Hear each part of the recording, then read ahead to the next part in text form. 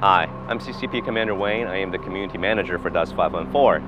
I'm here outside of our Shanghai office where the majority of our development team is located.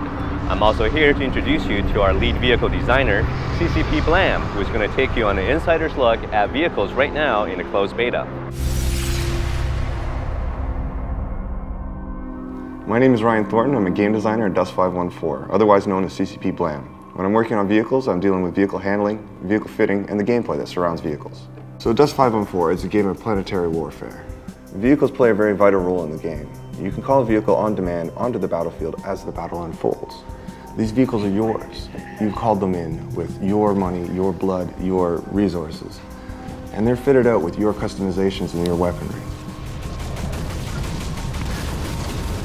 So there's actually three main classes of vehicles in Dust 514. You've got the LAVs, which are light attack vehicles. These are one of the first things you run into as a player. They're highly maneuverable. They get you from point A to point B fairly quickly with a relatively large amount of agility. The second class of vehicle is the HAV. It's a heavy attack vehicle. And they're much like tanks. They take a lot of damage and they also deal quite a large amount of damage as well. They're good at penetrating heavily guarded areas on the map, but they still kind of require support from infantry and other units as well on the battlefield. The last class of vehicle in Dust is the dropship. And dropships are a bit like modern-day choppers.